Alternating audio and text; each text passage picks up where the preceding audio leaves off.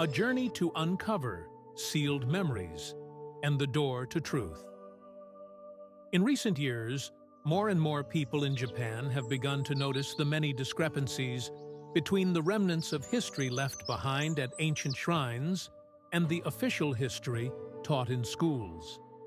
The legends known as Koshikoden, ancient chronicles often dismissed as apocryphal, now whisper to us of hidden truths, stories altered by the victors of history.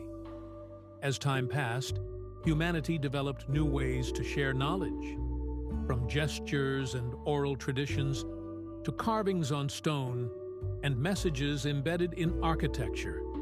Eventually, written language emerged, drawings and characters on paper. And today, we live in an era of the internet, where information can be shared across the world in an instant. Yet, no matter how ancient texts may seem to offer clarity, the people of the past could not have grasped the world through the global lens we possess today. Writing itself was once a rare and expensive skill, practiced only by a few.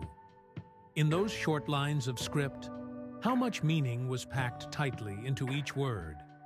In modern times, reading and writing are commonplace. But in ancient days, writing was an art, a craft. If we fail to recognize this difference and read old texts as we would modern ones, we risk misunderstanding their true essence. Still, if we gather the fragments of memory scattered across the world, especially from an era with less conflict and domination, we may begin to feel the presence of a hidden truth resonating deep within us. To alter history, to tell a righteous lie. Perhaps these were not merely deceptions, but the desperate choices of those who sought peace. In trying to prevent endless cycles of vengeance, they forged a kind of unity of consciousness, a legacy of effort and compromise that still lingers in our world today. And so now, perhaps the time has come. The time to reorganize, to reassess, to seek clarity, from oral traditions to ancient architecture, and finally to Koshikoden. Let us follow this path through Japan's history and begin the fact-checking of our cultural memory. It may lead us to perspectives we have never known before and awaken insights long forgotten. Japan has long been a refuge for those who fled conflict and sought peace across the seas. The wisdom and memories of distant lands and forgotten ages have blended into its culture. They still breathe quietly beneath the surface of daily life. Why is it that echoes of faraway histories we are not supposed to know, remain preserved here in Japan? When we begin to notice them, we may just find that the true history of the world begins to reveal itself.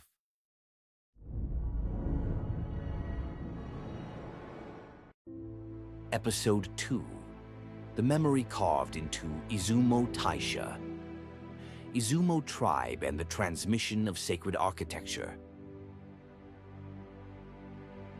A sacred sanctuary stands quietly, Izumo Taisha. With its majestic presence, it has captured the hearts of people for millennia. But today, we must ask, is the form and memory enshrined in this shrine truly unique to Japan? According to ancient traditions of the Izumo kingdom, around 4,000 years ago, a people known as the Izumo tribe crossed the seas to Japan, fleeing the Aryan invasions in India. They were of Dravidian origin, rooted in the Tamil-speaking regions of southern India. Tracing their lineage further leads us to ancient Mesopotamia, the land of Sumer and early Semitic peoples, and perhaps even the lost tribes of Israel. Could it be that the Izumo people carried with them the ancestral memory of ancient Israel? They worshipped a serpent deity, prayed to a solar goddess, and governed not through war, but through the power of language. That language would eventually evolve into the earliest form of Japanese. Linguist Susumu Ono once proposed a controversial theory that over 500 fundamental Japanese words directly match words in the Tamil language. This suggests that the roots of Japanese may not lie in East Asia, but in the Dravidian linguistic family of southern India. Why did they choose Izumo? The region was rich in iron sand, ideal for metallurgy. In spring, as the snows melted, lush greenery emerged to greet the weary travelers. Moved by this rebirth, the settlers named the land Izume, a symbol of growth and prosperity. From this, the name Izumo was born. The Izumo people eventually merged with the Jomon, a peaceful people who lived in harmony with nature, lacking even a concept of ownership and rejecting warfare. From this fusion arose a spiritual worldview that honored both nature and the divine, a worldview that lives on in Shinto tradition. Now let us turn to the structure of Izumo Taisha itself.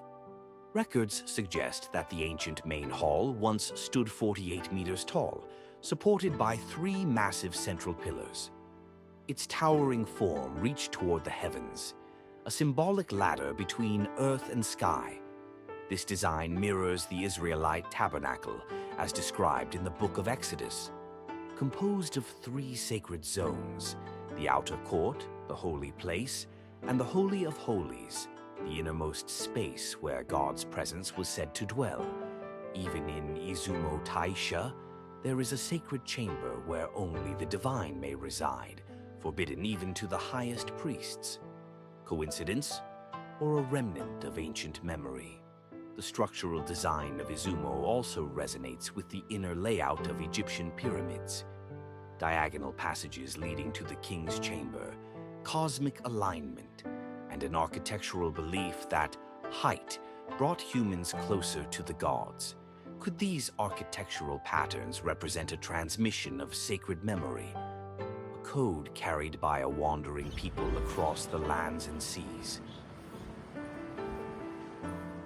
Seen in this light, Izumo Taisha may not be just a Japanese shrine. It may be a living archive of shared ancient memory. Is all of this mere coincidence? Or have the sacred memories of a forgotten people truly been passed down across the sea? In the 7th century BCE, the first king Kunato is said to have founded the kingdom of Izumo, a realm that would endure for nearly 900 years. Izumo Taisha, the grand shrine of Izumo, stands as a sacred testament to a promise made when the ruling heavenly clan, the Tenson, received the land from the earthly deities. Rather than a conquest, it was a transfer marked by reverence. Izumo Taisha was built to enshrine Okuninushi, the great deity of the Izumo people, a gesture of deep respect from the heavenly clan to those who came before. Now imagine this.